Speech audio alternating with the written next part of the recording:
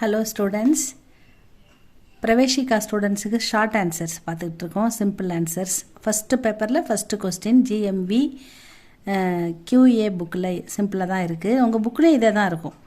அதனால் பாருங்கள். கொஞ்சம் 4 கொஸ்டின் போட்டிருக்கோமா. இப்போ 5வது கொஸ்டின் இம்பார்ட்டண்ட் மட்டும் இதில் கொடுத்துருக்காங்க இல்லையா, அதை பார்க்குறோம். रामधारी सिंह दिनकर जी अपनी कलम से किसके बारे में बोलने का निर्देश देते हैं. ராம்தாரி சிங் தினகர் ஜி என்ன சொல்கிறாருன்னா, அப்படி கலம் சே தன்னுடைய பேனா கிட்ட, அவர் எழுதுகிற அந்த தன்னுடைய எழுதுகோள் பேனா இருக்குல்ல, அதுக்கிட்ட அவர் சொல்கிறார். அவர்கிட்ட என்ன யாரை பற்றி நீ எழுதணும் அப்படின்னு கேட்குறாரு. கிஸ்கே பாரேமே, யாரை பற்றி, பாரேமேனா பற்றி, கலம் கே பாரேமே, என்ன சொல்கிறது, ராஜ்யநிதி கே பாரேமே, தர்கரியாங்கே பாரேமே, அதாவது ஏதாவது ஒரு விஷயத்தை பற்றி சொல்லணும்னா அந்த பாரேமே அப்படின்னு சொல்லணும். கிஸ்கே பாரேமே போல்னேக்கா நிர்தேஷ் தேத்தேங்க, யாரை பற்றி பேசணும் அப்படின்னு சொல்லி, யாரை பற்றி எழுதணும் அப்படின்னு தன்னுடைய பேனாக்கிட்ட ராம்தாரி சிங் தினகர் சொல்கிறார் அப்படின்னு கேட்குறாங்க. இதுதான் கொஸ்டின்.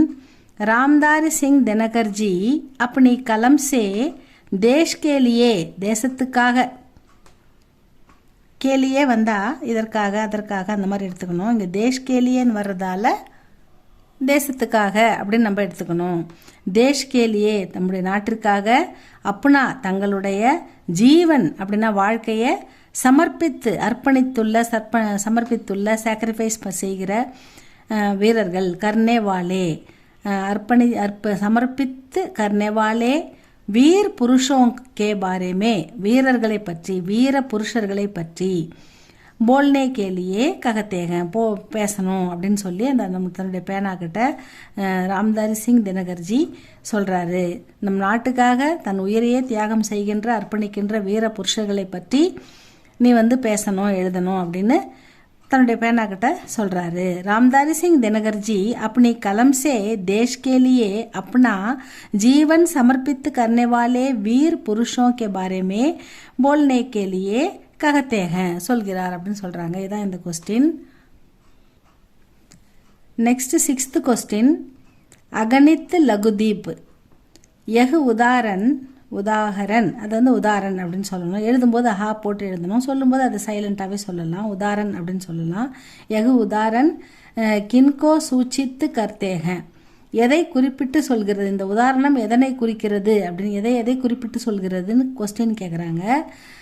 அகணித் லகுதீப், இந்த உதாரணம், அகணித்துனா எண்ணில் அடங்காத, கணக்கில் அடங்காத, எண்ணற்ற அப்படின்னு அர்த்தம். லகுதீப் தீபங்கள், சிறிய சிறிய, லகுனா சிறிய அழகான விளக்குகள் அப்படின்னு அர்த்தம்.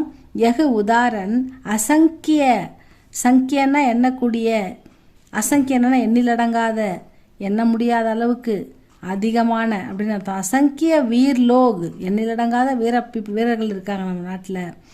ஜின்கே பாரேமே, அவங்கள பற்றி, லோக் நகி ஜான்தே, நார்மலான மக்கள் அப்படிப்பட்ட வீரர்களை உயிரே தியாகம் பண்ணுற அந்த மாதிரி வீரர்களை பற்றி மக்களுக்கு நை ஜான்தே தெரியாது. உன்கோ சூச்சித்து கருத்தேங்க, அவர்களை குறிப்பிட்டு தான் இந்த அனகணித் லகுதீப்ன்றது. அந்த மாதிரி துணிச்சலான நாட்டுக்கு அர்ப்பணம் பண்ணக்கூடிய எண்ணற்ற வீரர்கள் தான் அந்த லகுதீப், சிறிய தீபங்கள், ஒவ்வொரு வீரரும் ஒரு தீபம் அப்படின்ற மாதிரி சொல்கிறாரு. அதான் உன்கோ சூச்சித்து கருத்தேங்க, அந்த வீரர்களை தான் சூச்சித்துனா குறிப்பிட்டு இதில் சொல்கிறாரு.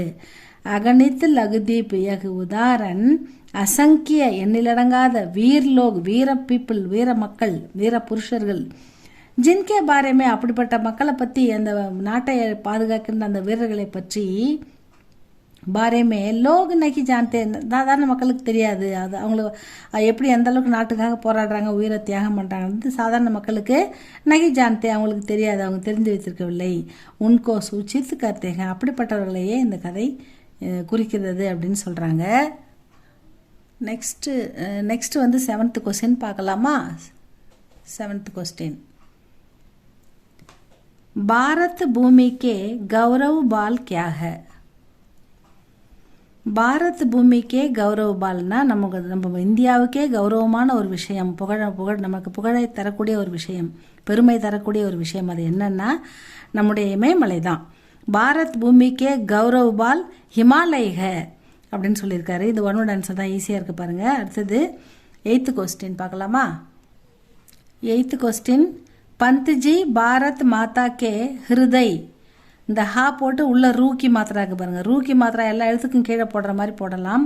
ஆனால் இதில் வந்து இன்னும் நீட்டிக்கின்னு போகும். அதே ஹாவே நீட்டி எழுத்து நீட்டிக்கின்னு போகுன்றதால உள்ள அந்த வளையத்துக்குள்ளே ரூ மாத்திரா போட்டிருக்காங்க பாருங்கள். இதை கவனமாக எழுதுங்க, கவனமாக படிங்க.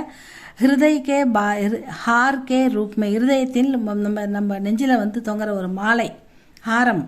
ஹார்னா ஹாரம், ஒரு மாலை எப்படி தொங்கும் நம்ம கழுத்துலேருந்து நெஞ்சில் வந்து தொங்கும், நம்ம எதிரில் மாரில் தொங்கும். அந்த மாதிரி அந்த மாதிரி நம்ம நாட்டுக்கு வந்து பாரத் மாதாக்கே ஹிருதய்கே ஹார்கே ரூபமே கிசே மான்தேக, எதை நம்ம நினைக்கிறோம், எதை வந்து இந்திய பாரத்தை ஹாரமாக இதயத்தில் தொங்குகின்ற ஹாரமாக எதை நம்ம நினைக்கிறோம். पंतजी भारत माता के हृदय के हार के रूप में गंगा जल को मानते हैं. கங்கை நதியை சொல்கிறாங்க. இது இந்தியாவின் வந்து நம்முடைய பாரத மாதாவுடைய இதயத்தில் இருந்து இருக்கின்ற அந்த ஆரம் மாலை போல் நம்ம கழுத்தில் ஒரு மாலை போட்டால் நம்மளை எதிரில் அழகாக போட்டு கிடக்குறோம்ல, நெஞ்சுக்கு மேலே போடுறோம் இல்லைங்களா, அந்த மாதிரி மாலையாக கிடக்குது எது, நம்முடைய கங்கா அப்படின்னு சொல்கிறாரு. பந்த்ஜி பாரத் மாதா K Hriday K hour K ரூபமே, பாரத மாதாவின் இதயத்தில் ஹார உருவத்தில் இருக்கிறது எதுனா, ஹார் கே ரூபமே இருக்கிறது எதுனா கங்கா. கங்கா ஜல் கோ மான்தேக, அந்த கங்கா ஜல் அப்படின்றத ஏற்றுக்கொள்ளும்படி சொல்கிறார். இதான் வந்து 8வது கொஸ்டின். 9th கொஸ்டின் அது வந்து சாஹ் கஹா சே ஆயி. நெக்ஸ்ட் கொஸ்டின் 9th கொஸ்டின், சாஹ் கஹாசே ஆயி. சாஹ் அப்படின்னா அந்த இடத்துல நிழல், ஷேடோ.